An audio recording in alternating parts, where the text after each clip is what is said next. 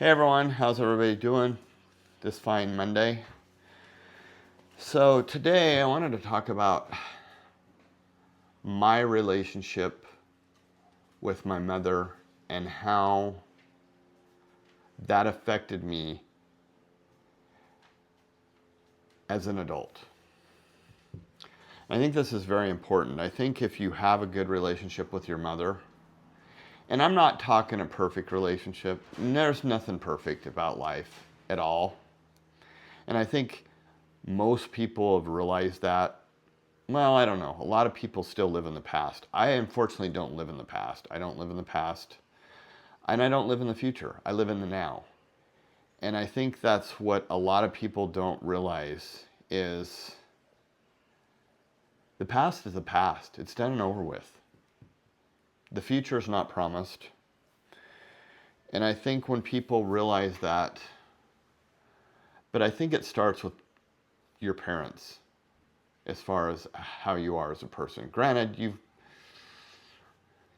some people say, oh, well, you inherited this or you inherited that. Or I think it's just what was put in our subconscious as babies and kids and everything else. And like they've said all along, people just don't grow up racist. They don't grow up prejudiced. They don't grow up. It's a learned thing. And there's a lot of things that I learned, especially from my mother and my father. The reason I am the way I act certain ways. And I think that's a big thing. And I think people, if they realize this, because my dad was this big macho guy that, but he was actually a very insecure man. And there's a lot of insecure people out there. And I think when you're secure with yourself, you respect yourself, you love yourself, and you love who you are. I think that's a big deal too with being alone. And with my mom's relationship, my mom treated me, because I was the only son. She had two daughters, a younger daughter and an older daughter. And she had a good relationship with her younger daughter, I think, because of her special needs and everything. I think my mom and my dad resented having kids because, back in the day, that was what you did. You had kids, you built a family. And I think my parents were children raising kids.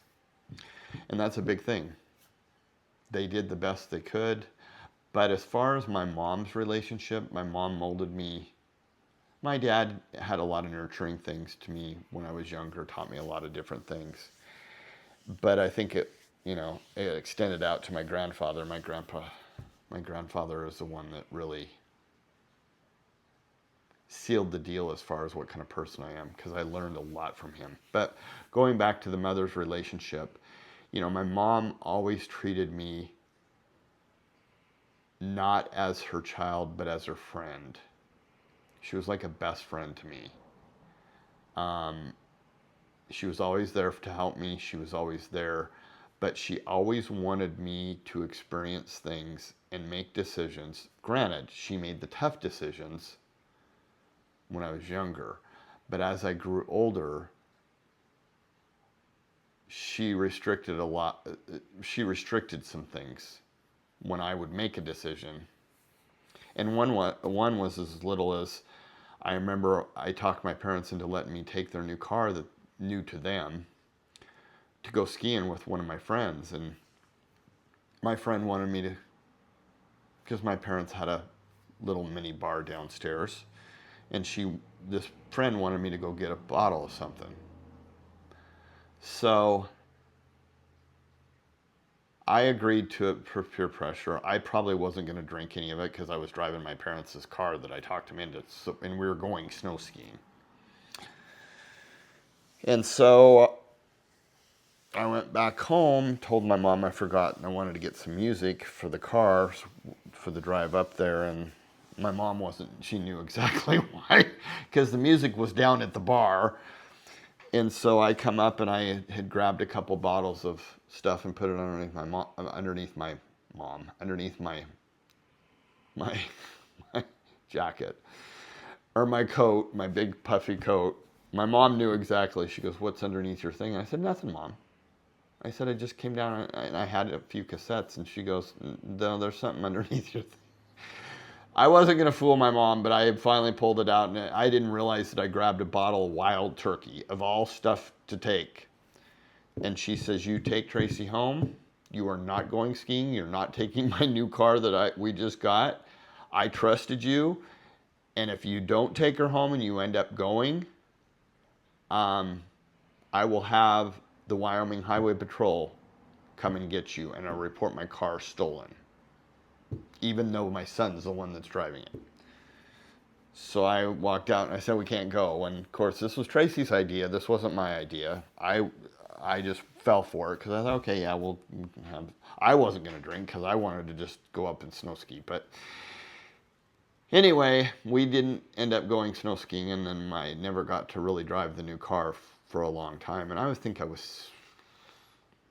I just turned, or I was about ready to turn 17. I already had my driver's license, so I was legal to drive, but not with Wild Turkey.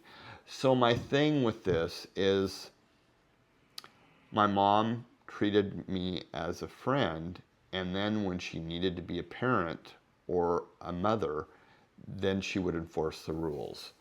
And not enforce the rules, but yet if she didn't see that I could make solid, quality, logical decisions, then she would step in. And I think that was really big because I hear of men that are wimpy and they don't do anything and they have to be told what to do and this and that. And I hear that a lot with people. I don't need to be told what to do. I know exactly what the requirements are of being a man. And this last trip that I took with Elaine, that's what she kept saying to me. She said, "You were such a gentleman on the trip." And I couldn't figure out, I guess she's never had a man. She said, "You walk on the outside of the street when we're walking down a street in these small towns. You slept on the bed closest to the motel door that we entered and exited. You did this, you did that." And it's like, those are just what a real man, a real secure man does for their, doesn't matter if it's their girlfriend, friend, partner, whatever it is, that's the way they are. And that's what I was instilled in as far as a kid. And it's just kind of funny how most men don't act that way and they don't even see. But also, in my defense, I have a lot of emotional intelligence, and that's what Elaine always said to me. She said, "You have way more emotional intelligence than any woman I know, let alone a man." And so that's probably, I'm in touch of what's going on. I'm in touch with Tom. I'm in touch with my feelings. I'm in touch with this. And that doesn't mean that I'm not a man. I'm just a man that's in touch with me. I'm in touch with myself. I know who I am. I know what I can do. I know what my strengths and weaknesses are. And a lot of people don't know that. And I think that was a big thing when I was growing up. My grandfather grabbed the torch from what my dad could do for me. Because there was a point in time with my dad that I didn't, some of the stuff I just didn't, as I grew older, I was calling him out on his bullshit. I did the same thing with my mom, but my mom usually didn't, because she was a straightforward person. She told it like it was. And my dad wasn't. He was kind of, he would say certain things, but he would use negative energy to try to get a positive response, and that's not what you do. So, and as I grew older with my mother, it worked. Her parenting style worked. And it was communication, it was making sure that I was making the right decisions, and then if I wasn't making the right decisions, granted, a 12-year-old's probably not going to make the right decision, but the whole thing is I think parents push their kids to do stuff that they don't want to do. And I have to commend my dad for that too, because I tried, my dad was big into sports, football, basketball, track, the whole thing. So was my older sister. It wasn't me. It wasn't for me. I didn't mind doing it, but I wanted to play in sports just to play in sports, just to have the opportunity and the experience. I wasn't getting in there just to win. It's just the whole experience of being coached, learning something to do and all that stuff. So that's why I went into sports, then I got out of sports and I was more doing things like YDECA and uh, yearbook editor and newspaper editor and those kind of things. And I wasn't into the whole arts thing. I mean, yes, I did a lot of artwork and stuff in art class, and I was doing that kind of stuff. But I wasn't like into the theater or that kind of stuff, because that just wasn't me either. And I was okay with that. I was okay with what I was into and what I liked to. I mean, I like to ride motorcycles. Used to ride motorcycles all the time up in the mountains and in the pasture and where I lived, and going out in the backcountry riding the motorcycles. That was fun. But that being said, that's what kind of parenting my parents did. And I realized their parenting skills weren't as bad as I thought. They were doing the best they could. And the thing about it is my mom got criticized a lot with her friends. And it's like, this is what I say about people giving their opinion. It's like, okay, that's fine. That's your opinion. That's not the way I'm going to handle it, but this is what works for me. And that's what worked for my mom, is treating us like a friend and then giving us when we couldn't figure it out. And that's what my mom always said about school. I had friends where their parents were picking what classes they were going to take, and by God, you're going to take this and you're going to take that. And my mom goes, well, what are you interested in? And I think that's a big deal when you have a really dominant mother or father that I want you to be a football player, I want you to be a football star, and blah, blah, blah. And it's because that's what the father wants, not necessarily. And so these kids were pushed into things they want to do. My dad said, if you want to play football, if you want to play basketball, go for it. I never went for the football. I did play basketball and I did go out for track, but I only did it for one season and I didn't continue it on. I found something that I wanted to do, and that was being in newspaper and editor and doing those kind of things, or being in an art class and doing artwork and that kind of thing. I wanted to be more on a creative side, not necessarily a competitive side with sports. And I think that's what sports tells you, is you're competitive. And if you want to be competitive, not that I'm not a competitive person, but I'm only in competition with myself. And I said this before, people think that I'm not in competition with anybody but myself. And that's another good thing about my parents, or my mom especially, is that's what she taught me too. She let me make the decisions, but if I wasn't going to make good decisions. And it was interesting, after I moved to California, I had a couple times that I called my mom and asked her for advice, and she said, well, I want you to tell me how you're going to handle it. And so I would tell her how I was going to handle it. She goes, well, that's not the way I would handle it, but this is the way I would handle it. And she'd give me bits and pieces of the way she would handle it. And I remember the one time that I remember, the first time I called her, I didn't take her advice. I did a little bit of her advice, but I took mostly what I thought was right, and it didn't work out. And she wasn't reprimanding and telling me, boy, you being the dominant person. And I think that's key. And I think it's key when people realize that a lot of the things our parents did to us was not because they didn't know. I mean, I laugh at people that say, well, you don't have kids, you don't have any right to comment about my kid or something. I said, well, I was a kid once.